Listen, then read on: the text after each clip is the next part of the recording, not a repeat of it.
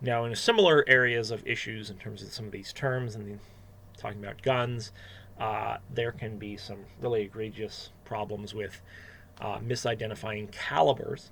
And one offender in this case, in once again The West Wing, don't get me wrong, love the show, but just one of those really big goofs once you kind of start to spot it and realize what's going on, is there's a point with C.J. Craig, right, the press secretary, in one of the Shadow of the Two Gunmen parts, in which she briefs the press about Secret Service response to the events at Roslyn. In this case, there is a perfectly plausible in-universe explanation. She may have been briefed wrong or with typos in the material, and she's obviously trying to cope with just recently having been shot at, along with her boss, who actually did get shot, and several of her closest friends, one of whom also got shot, and his life was quite in danger for a while.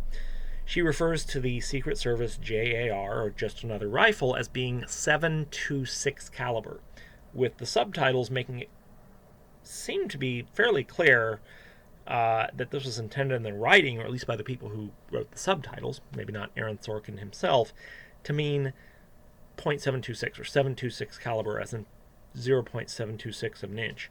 This would be an enormous bullet and an enormous gun, similar to what they used to call an elephant gun.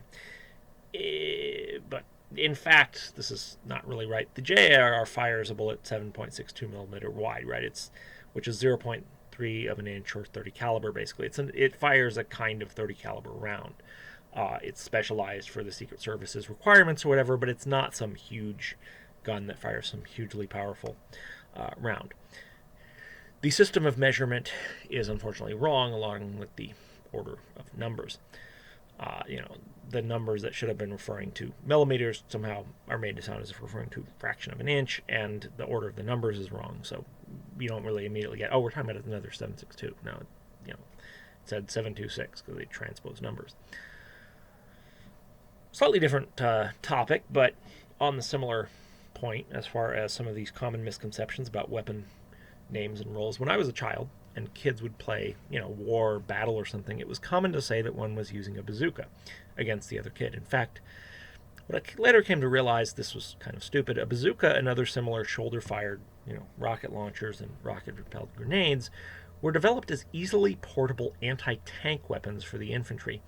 Using one against enemy infantry would be overkill, also probably waste of a round and giving away your position.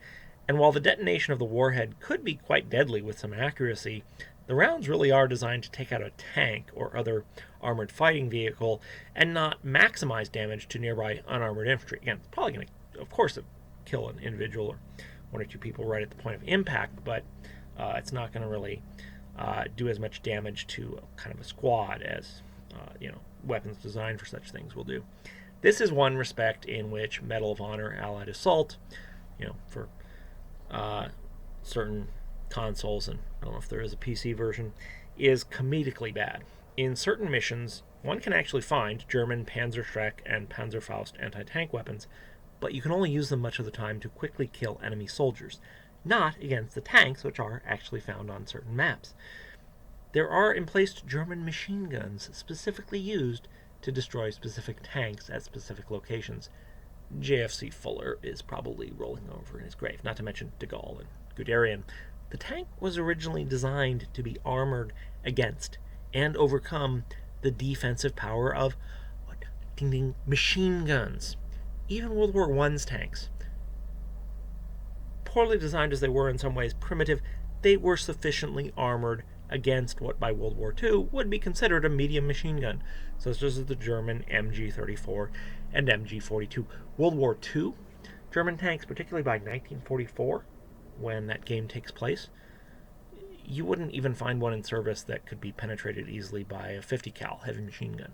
So it's just ridiculous. Now, it's easy to see in a basic sense how one might think these rocket weapons were meant to be used against infantry, because their warheads do have a high explosive payload and do make use of its chemical energy. However, by contrast with a actually purposely designed anti-personnel round, in this case the explosive is shaped precisely with a conical hollow right in the middle, which is surrounded with a metal, often copper, liner. Upon detonation, The explosion focuses this metal liner into a beam of superheated, possibly molten metal particles that can punch through tank armor. The detonation of the warhead, again, could harm targeted or nearby infantry, but this is not the intended purpose. And purpose-made, high-explosive fragmentation rounds are much more effective at it.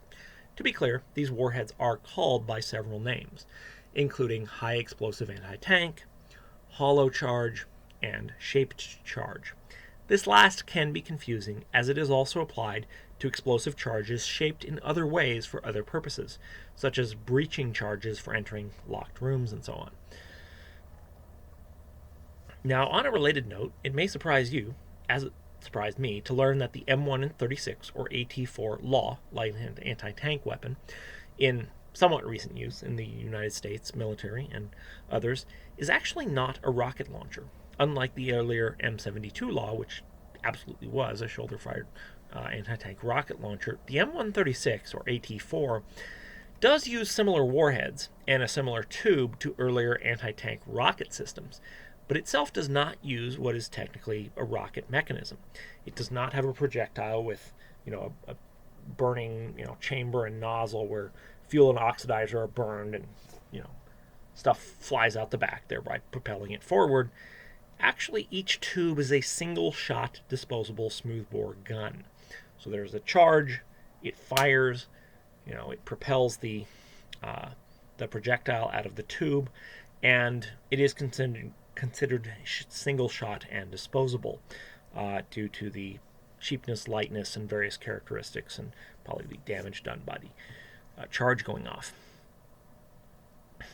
Now, while we're at it, just to kind of address a related matter in terms of talking about high explosive and anti-personnel rounds, I have encountered sometimes generally smart, knowledgeable people not really understanding about high explosive fragmentation rounds before. I once saw someone post that modern high explosives are so powerful that no shrapnel is needed, by supposed contrast with earlier explosive weapons using black powder or other less powerful and sometimes low explosives.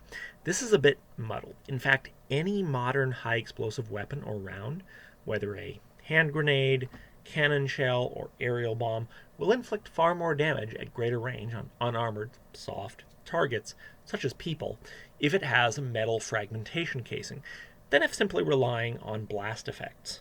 Even if, yes, the blast effects are greater per unit volume of high explosive than for low explosives such as black powder. Most high explosive rounds designed for anti-personnel use therefore have such a casing, designed to fragment into sharp slivers that will be flung outwards with great force and cause injury and death and so on.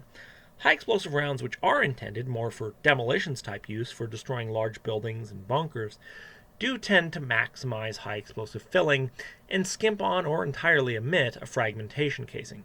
The same is true of most of the larger aerial high explosive bomb sizes. Not only are the blast radii enormous, but these bombs tend to be used more against fixed targets than against infantry units in the field per se. Also, one can point out with large high explosive rounds and bombs, at a certain point there becomes an increasing likelihood that there will be something else around that is going to end up being flung around at high speed and effectively becomes the shrapnel or the takes the place of the fragmentation casing in some cases. Sometimes very strange items, as Michael C.C. Adams relates in The Best War Ever. But the point being, really, rounds that are designed for anti-personnel use still do, however, have such a fragmentation casing because it does make them more effective, even if the high explosives are more powerful than previously used explosives. So hopefully in this video you learned a bit about some of the misnomers and mistakes and mistaken characterizations of certain commonly described categories of weapons and warheads as described in popular media and by the dumb children I used to play with in school.